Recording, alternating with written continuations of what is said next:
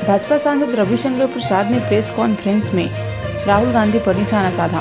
उन्होंने कहा कि इन्होंने पेगासस की बात की थी, तब सुप्रीम कोर्ट ने कहा था कि जिन्हें शिकायत है वह अपना मोबाइल दे दें, तो इन्होंने मोबाइल नहीं दिया था।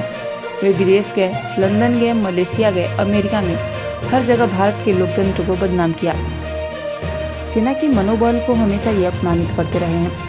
अभी किताब दिखा रहे हैं। राहुल गांधी को बताना पड़ेगा कि जब किताब छपी ही नहीं तो उन्हें यह किताब कहाँ से मिली। सदन के पटल पर झूठ बोलना ये बहुत पीड़ादायक है।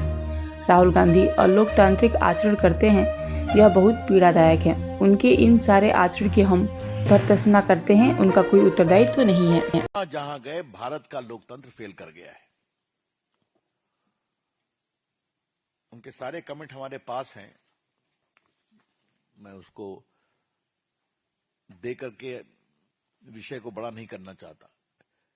ये भारत के लोकतंत्र को बदनाम करना विदेश में उनकी आदत बन गई है, और सिर्फ एक कारण है कि वो मोदी जी से नफरत करते हैं। कैसे प्राइम मिनिस्टर बन गए, तो उनको वोट नहीं मिलता तो कोई क्या करे।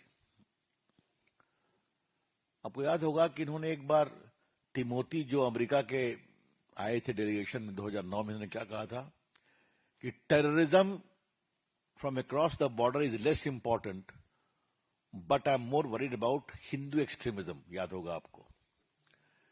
चाइना को लेकर इनकी बात रही। सेना के मनोबल को तो हमेशा अपमानित करते रहे। ये बालाकोट का सबूत दीजिए, उरी का सबूत दीजिए, और अभी जल नरवणे की किताब पर जब पब्लिशर ने कह दिया कि हमने नहीं छपवाया, हम लीगल एक्शन लेंगे, तब भी ये उस किताब को दिखा रहे हैं। कहां से किताब लेकर के आया राहुल गांधी? राहुल गांधी को यह बताना पड़ेगा कि जब किताब छपी ही नहीं तो from where has he got this book? तो ये अब जरा इधर आइए, इधर के सदन में जिन्होंने काम किया। एक सिख मेंबर जो मिनिस्टर है उसको देशद्रोही कह दिया। उसके बाद स्पीकर साहब को यार बोल दिया। याद होगा, उन्होंने प्रोटेस्ट किया। फिर उनके निर्देश पर उनकी महिला मेंबर्स ने आकर के घेर लिया था पीएम की सीट को। मैं स्वयं बैठा हुआ था।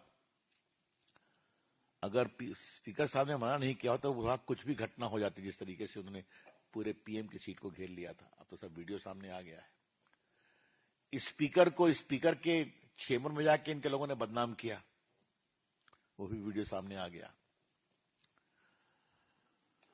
और शाहीन बाग का नाम आप लोग याद होगा ना, जो हुआ था। तो शाहीन बाग की तर्ज पर उसको यहां ला रहे हैं संसद के अंदर। अब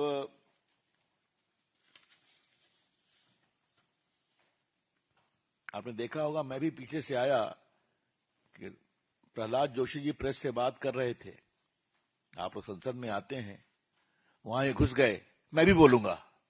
अब ऐसा होता है क्या कि भाजपा की प्रेस में कोई कांग्रेस वाला चला है या कांग्रेस वाले की प्रेस में हम चले जाएं? तो ये सब रिकॉर्ड पर है। उनसे एक सवाल किया गया जो उनके खिलाफ हुआ है सदस्यता को लेकर करके, तो उन्हें वही कहना शुरू किया कि आप लोग बीजेपी वाले हो, मैं जवाब नहीं दूंगा आपको। अरे उनका आज का एजेंडा नहीं है। उन्होंने, याद होगा, अपनी एक प्रेस कॉन्फ्रेंस में कहा था कि वो बीजेपी वाले हो। याद होगा ना आपको? मतलब हम लोग आपसे बहुत मिलते हैं सालों से, आप लोग बहुत हमारे शुभचिंतक भी हो सकते हैं, बहुत हमारे आलोचक भी हो सकते हैं। हमने आपका सम्मान किया है।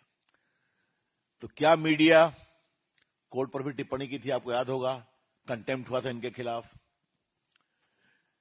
क्या सेना, क्या मीडिया, क्या कोर्ट, और मोदी जी और इसकी बात तो छोड़ दीजिए आप। तो सदन के पटल पर झूठ बोलना, बेशर्मी से झूठ बोलना, speaking falsehood in the most unabashed manner, और बाद में फिर लोकतंत्र को कमजोर करना, ये बहुत पीड़ादायक है। राहुल गांधी जी अलोकतांत्रिक आचरण करते हैं।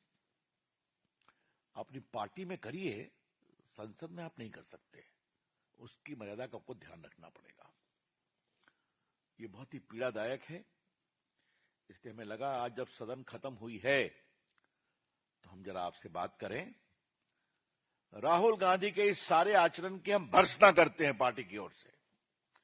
The BJP strongly condemns this rampant, anarchic, undemocratic and politically uncivilised behaviour of Rahul Gandhi. मैं तीनों शब्दों का प्रयोग बहुत जिम्मेदारी से कर रहा हूं, इसलिए मैंने शुरू से बताया आपको, क्योंकि उनकी कोई अकाउंटेबिलिटी नहीं है, कोई उत्तरदायित्व नहीं है उनका। जो मन में आए सो करेंगे हम। तो खैर, जिस परिवार से आते हैं वहां तो उत्तरदायित्व की बात कम होती है। तो इसलिए मुझे लगा कि मैं आपसे चर्चा करूं। पार्टी की ओर से इसका हम बहुत ही भर्त्सना करते हैं।